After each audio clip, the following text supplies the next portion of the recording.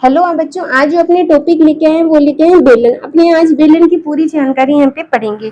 तो सबसे पहले क्या आता है, जैसे बेलन है, बेलन की अगर मैं आकृति बनाऊं तो वो अंदर से क्या होता है, एक प्रकार के गोला के रूप में होता है। जैसे ये बेलन का मैंने आकृति बना दी 3D। ठीक है, ये जो यहाँ तक होती है ये होती है बेलन की टोटल ऊंचाई। ठीक है, अब ये देखो ये नीचे से राउंड शेप में होता है, तो यानी ये क्या है, इसकी त्रिज्या है। ठीक है, यानी बेलन की ऊंचाई अपने को दी हुई है, बेलन की त्रिज्या। बेलन होता है वो अंदर से क्या होता है, एक प्रकार की गोले के की स्ट्रक्चर होती है।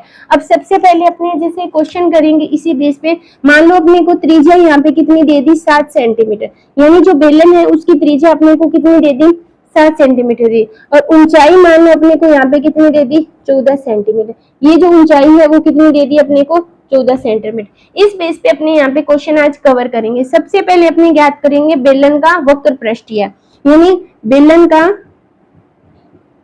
वक्र पृष्ठीय क्षेत्रफल, वक्र पृष्ठीय क्षेत्रफल। अब फॉर्मूला याद होना चाहिए, अगर फॉर्मूला याद होगा तभी क्वेश्चन होगा, वरना नहीं होगा। 2 पाई आर एच। अगर फॉर्मूला नहीं याद रहता तो इस क्वेश्चन को, जैसे कोई भी एग्जांपल ले लो, आर अपनी तरफ से एच चेंज कर करके क्वेश्चन अपनी जितनी बार ज्यादा प्रैक्टिस करेंगे फॉर्मूला अपने ऑटोमेटिक क्या हो जाएगा, याद हो जाएगा।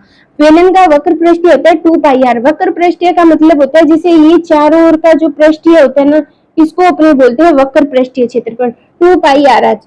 2 इंटू पाई का मान हमेशा होता है 22/7 और पाई का मान अपने 3.14 भी रख सकते हैं, वो अपने पे डिपेंड करता है। मैं यहाँ पे 22/7 ले रही हूँ। ठीक है, 22/7 इंटू आर का मान अपने ने 7 ली और त्रिज्या कितनी ली, 14। 7 से 7 कैंसिल, कितना हुआ, 44 इंटू 14। 14 को करेंगे कितना आएगा, 14 चौके 56, 5/14 चौके 56 और कितना हुआ 61। तो कितना हुआ, क्षेत्रफल हमेशा स्क्वायर में आता है, तो 616 सेंटीमीटर की स्क्वायर है इसका वक्र पृष्ठीय क्षेत्रफल।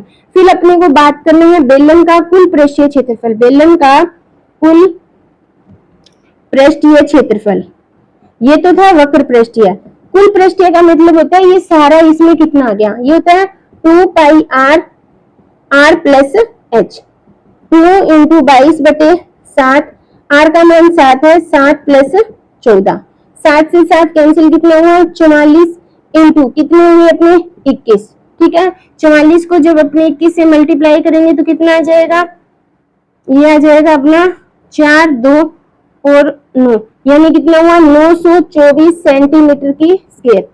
ठीक है, यानी जो क्षेत्रफल होता है वो सेंटीमीटर की स्क्वायर में होता है, लेकिन आयतन होता है वो हमेशा क्यूब में आता है। ये तो हो गया अपना वक्र पृष्ठीय क्षेत्रफल और कुल पृष्ठीय क्षेत्रफल। फिर बात आती है अपने बेलन के आयतन की बात। ठीक है, इसको मैं यहाँ से रख कर देती हूँ। ठीक है, अगर वीडियो नहीं समझ आए तो बच्चों रिपीट करके वापिस समझ सकते हो।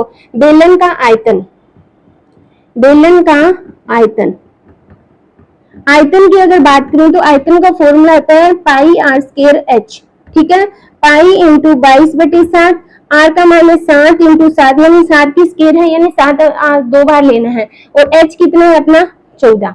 ठीक है, 7 से 7 कैंसिल, ठीक है, तो 22 इंटू कितना हुआ, ये 8 और 98।